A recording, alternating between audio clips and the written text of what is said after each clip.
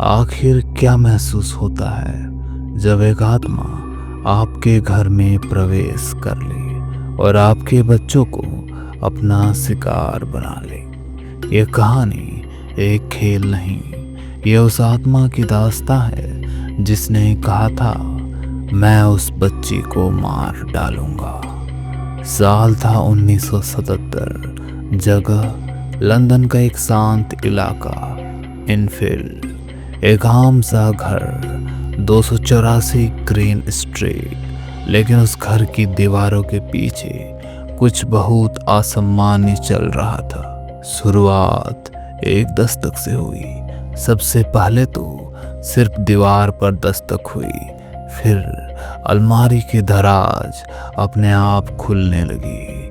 कभी कोई खिलौना अपने आप फेंका जाता तो कभी दरवाजा खुद ब खुद बंद हो जाता। पैगी होजसन, उस घर की मां ने सोचा, शायद बच्चे मस्ती कर रहे हैं। लेकिन 11 साल की जेनेट और उसके भाई ने साफ कहा, मम्मी ये हम नहीं कर रहे। लेकिन फिर एक रात पूरा परिवार देखता रह गया जब अलमारी खुद ब खुद कमरे में खिसकती चली गई, और वो भी इतनी तेजी से कि जैसे दरवाजा बंद कर सबको कैद करना चाहती हो। पैगी ने हिम्मत करके अलमारी को वापस धक्का दिया, लेकिन वो फिर अपने आप सरक गई। उस रात पूरा परिवार डर के मारे पड़ोसियों के घर भाग गया। वो आवाज जो जेनेट की नहीं थी, अब ये सिर्फ हल्की फुल्की घटनाएं नहीं रही, बड़े धमाके, खिड़कियों का अपने आप खुलना बंद होना, और फिर शुरू हुई वो भयानक आवाज।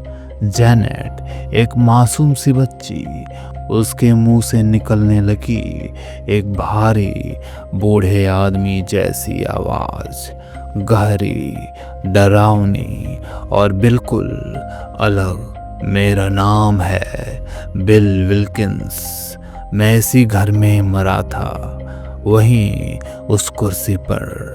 जेनेट की आंखें खाली हो जाती थी और वो बोलती थी जैसे उसमें कोई और बोल रहा हो।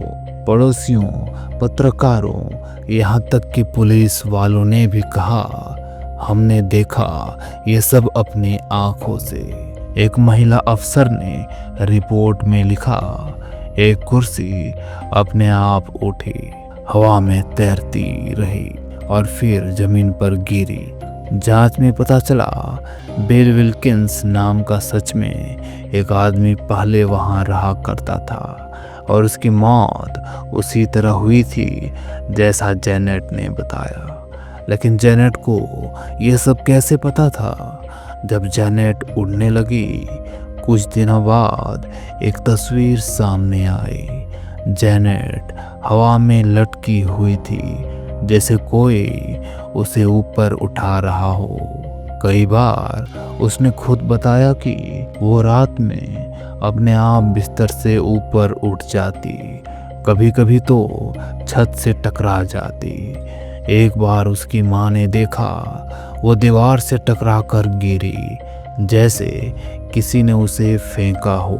और सबसे डरावनी बात, उसके गले पर निशान था, जैसे किसी ने उसका गला दबाया हो। मैं उस बच्ची को मार डालूंगा। इस दौरान जेनेट की आवाज में वो आत्मा बिल कई बार बोला, अगर तुमने मुझे रोका तो मैं उस बच्ची को मार डालूंगा। उसकी आवाज बिना रुके, बिना सांस लिए घंटों तक बोलती। विशेषज्ञों ने कहा, कोई इंसान इतनी देर बिना सांस के नहीं बोल सकता।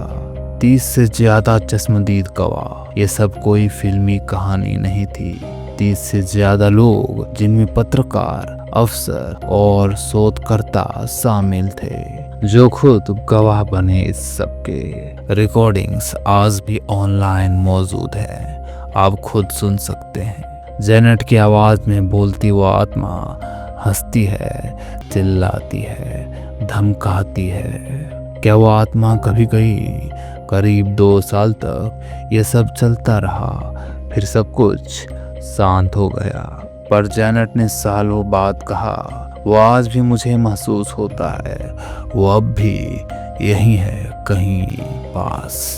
2016 में जब द कंज्यूरिंग 2 फिल्म आई तो फिर से ये केस चर्चा में आ गया। लाखों लोग अब तक गूगल पर एनफील्ड पोल्टरगेस्ट सर्च करते हैं, वो रिकॉर्डिंग सुनते हैं, तस्वीरें देखते हैं और खुद से एक ही सवाल पूछते हैं, क्या आत्माएं सच में होती है?